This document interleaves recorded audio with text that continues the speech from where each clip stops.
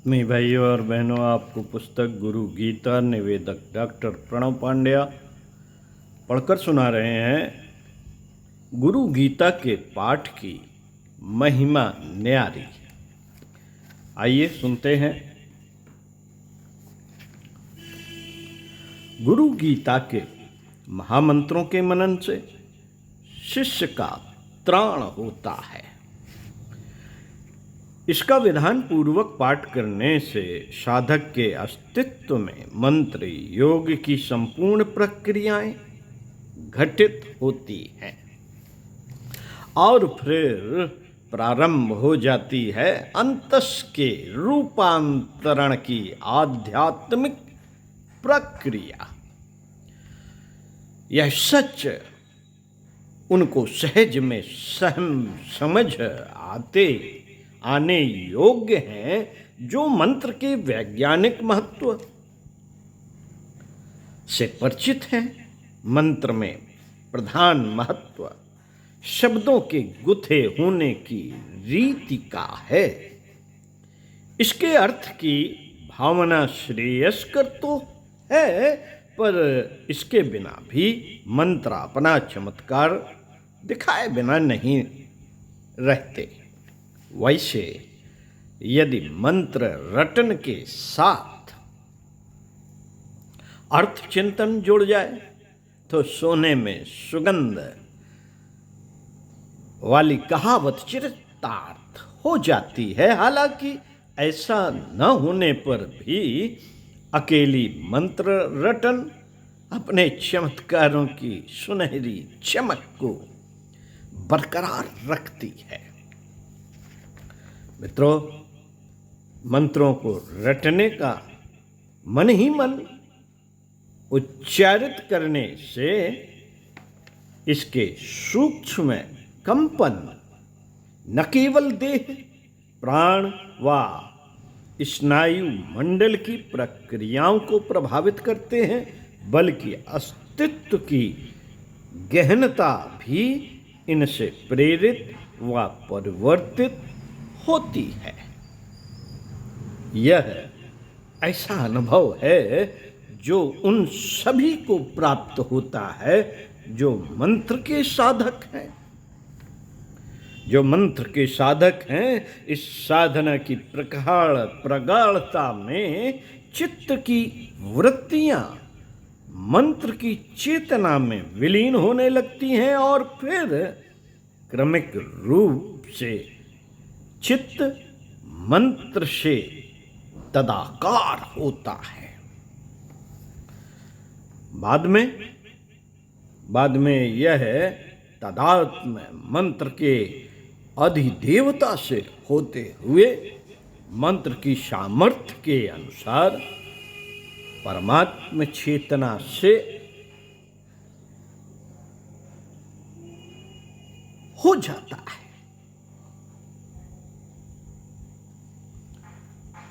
शाबर, डामर आदि क्षुद्र मंत्रों की बात छोड़ दें तो गायत्री महामंत्र के साथ इस प्रक्रिया को घटित होते हुए अनुभव किया जा सकता है। गुरु गीता माला मंत्र है। माला मंत्रों का पाठ किए जाने की परंपरा है। इस पाठ करने से साधक के अंतरतम में पहले गुरुत्व की अनुभूति होती है। जिन्हें अभी तक गुरु की प्राप्ति नहीं हुई है, वे इसकी साधना से अपने सद्गुरु को पहचान सकते हैं, पा सकते हैं। जिन्हें सद्गुरु तो मिले हैं, परंतु जो अभी अपनी देह में नहीं है, गुरु गीता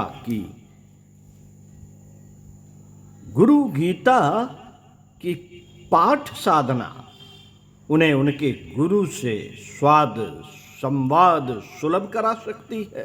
विधान पूर्वक यदि सहस्त्र पाठ भी हो सके तो भी ऐसा करने वाले साधक की चेतना सूक्ष्म संकेत अवतरित होने लगती है। साधना सतत बनी रहे तो साधक न केवल गुरु तत्व का साक्षात्कार करता है बल्कि इसे गुरु तत्व एवं परमात्म तत्व की एक सत्ता का भी बोध होता है। गुरु गीता के विगत क्रम में कुछ ऐसे ही मांत्रिक महत्व की चर्चा की गई है। इसमें बताया गया है कि गुरु मुख सब तरह से वर्ण के योग्य है। गुरु गीता के महामंत्र संसार के मलों को धोकर भवपाशों से छुटकारा दिलाते हैं। जो गुरु गीता के जल से स्नान करता है वह ब्रह्मवेत्ताओं में श्रेष्ठ होता है। वह जहां भी रहता है वह स्थान पवित्र हो जाता है। यही नहीं, वहां पर सभी देव शक्तियां निवास करती हैं।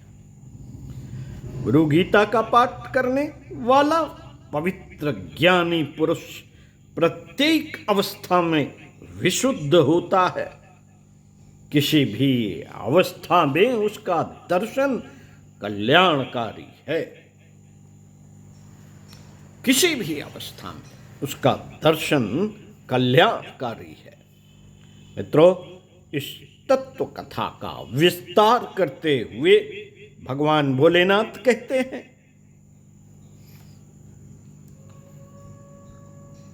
समुद्रे च यथा तोयम क्षीरे क्षीरम घृते घृतम भिन्ने कुंभे यथाकाशः तथात्मा परमात्मनि तथैव ज्ञानी जीवात्मा परमात्मनि लीयते ऐक्येन रमते ज्ञानी यत्र तत्र दिवानिशम् एवं विदो महामुक्तः सर्वदा वर्णते बुधा तस्य सर्वप्रयत्नेन भाव भक्ति करोति यः सर्वसंदेह रहितो मुक्तो भवति पार्वती भुक्ति मुक्तिद्वं तस्य जिह्वाग्रे च सरस्वती। साथी, समुद्र में जिस तरह से जल दुग्ध में दुग्ध, घृत में घृत, घड़े का आकाश घड़े के फूट जाने से बाह्याकाश में मिल जाता है, उसी तरह से आत्मा परमात्मा में मिल जाती है। इसी तरह से ज्ञानी जीवात्माएं परमात्म चेतना में लीनता का अनुभव करती हैं। इस एकता के कारण ही ज्ञानी दिन रात आनंद में निमज्जित रहता है। इस तरह से ज्ञानी सदा सदा जीवन मुक्त होकर वास करता है। जो साधक प्रयत्न पूर्वक उसकी भाव भक्ति करता है, यह संदेह रहित होकर मुक्त होता है। उसे भोग एवं मोक्ष दोनों ही मिलते हैं। उसकी जिह्वा पर सरस्वती निवास करती है। मित्रों, भगवान सदाशिव के इन वचनों में न केवल गुरु गीता के पाठ का महत्व है बल्कि पाठ करने वाले को भी महत्वपूर्ण बताया गया है। जो गुरु गीता की शरण में है उसे किसी अन्य की आवश्यकता नहीं रहती। बस सद्गुरु की मूर्ति चित्र के सामने पंचोपचार पूजन के पश्चात पाठ करने की आवश्यकता है। इस पाठ से सभी संकटों का नाश होता है, आपत्तियां दूर होती हैं, सद्गुरु की कृपा मिलती है एवं चित्त में आध्यात्मिक ज्ञान का प्रकाश होता है। यह कथन केवल शाब्दिक नहीं है, बल्कि इसमें अर्थ की गहनता समाई है। जो भी गुरु गीता की साधना करते हैं अथवा करेंगे, उन्हें इसकी अनुभूति होने में कोई संदेह नहीं। ऐसा ही अनुभव दक्षिण भारत में कृष्णा नदी के किनारे बसे गांव त्रेंगम के निवासी मुरली कृष्णन को हुआ। मुरली कृष्णन जन्म से ब्राह्मण थे। उनकी शिक्षा सामान्य ही हो पाई थी। परिवार में गरीबी थी। उस पर शत्रुओं का आतंक। पिताजी बचपन में ही चल बसे थे। घर में अकेली माँ और 2 बहनें थीं, जिन पर गांव के जमींदार की कुदृष्टि थी। असहाय, अकेलापन, न कोई मार्गदर्शन और न कोई राह बताने वाला। कहाँ जाएं, किसके पास जाएं? जो यह मिली थी वे दुष्कर थीं। जो राह मिली थी वे दुष्कर थीं।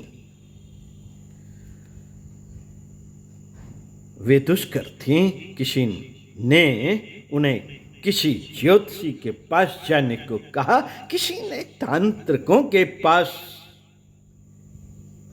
चले जाने को बताया। मुरली कृष्णन की माँ काफी समय तक इधर उधर भटकती फिरी, परंतु मिला कुछ नहीं। उल्टे घर की हालत और बिगड़ती गई और शत्रुओं का आतंक बढ़ता ही गया। एक दिन शाम के समय मुरली कृष्णन ने अपनी माँ से कहा, माँ, भगवान सद्गुरु हैं। वे सभी का मार्गदर्शन करते हैं। क्यों ना हम उन्हीं की शरण में जाएं? प्रभु जो चाहेंगे वो वही अच्छा होगा। ऐसा निश्चय करके मुरली कृष्णन ने पूर्णिमा की तिथि से गायत्री महामंत्र के जप के साथ गुरु गीता के पाठ का निश्चय किया। नियमित संध्योपासना, अल्पाहार, आस्वाद व्रत के साथ मुरली कृष्णन की साधना चलने लगी। गायत्री महामंत्र के जप की 11 मालाएं पूरी करने में उसे लगभग 1 घंटे का समय लगता। पूजा के विधान सहित गुरु गीता के पाठ में भी लगातार 1 घंटा लग जाता। इस क्रम से प्रातः सायं उसकी साधना चलने लगी। प्रारंभ में तो कुछ भी फर्क नहीं पड़ा। शत्रु और शत्रुता क्यों बने रहे, लेकिन 3 महीने के बाद गुरु गीता की पाठ साधना के प्रभाव स्पष्ट दिखने लगे। लोगों की बढ़ती अपेक्षा कम होने लगी। गांव के कई प्रभावी लोग उनके पक्ष में खड़े हो गए। माँ की मेहनत एवं पुरखों के खेती में की आय से घर का सामान्य खर्च चलने लगा। आतंक की छाया शांति की शीतलता में बदलने लगी। अब तक मुरली कृष्णन का मन भी साधना में रमने लगा। मित्रों, साधना के 3 वर्ष पूरे होते होते न केवल स्थितियों में सुखद परिवर्तन हुआ, बल्कि मन स्थितियों में भी आध्यात्मिक भाव उभरने लगा।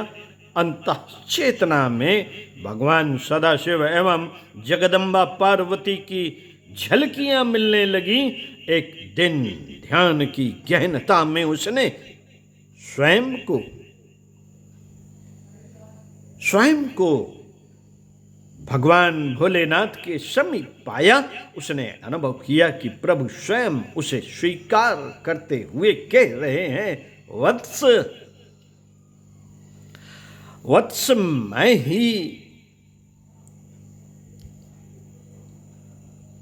मैं ही वह गुरु तत्व हूं जो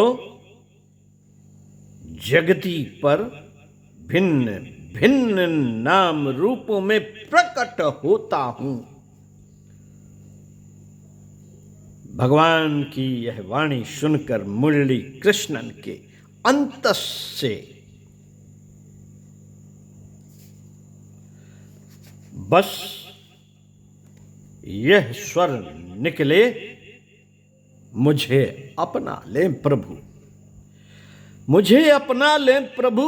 और उसे लगा भगवान कह रहे हैं कि गुरु गीता को जो अपनाता है उसे मैं स्वभावतः अपना लेता हूं। प्रभु का यह आश्वासन प्रत्येक साधक के साथ है। ओम शांति। साथियों, गुरु गीता के इसी क्रम स्वाध्याय सत्संग क्रम को आगे बढ़ाते हुए आपसे अगले वीडियो में मिलता हूं। सर्व संकट हारिणी गुरु गीता की मंत्र साधना। तो साथियों, सुनते रहिए कुछ अच्छा और पढ़ते रहिए कुछ अच्छा। 4 मंत्र।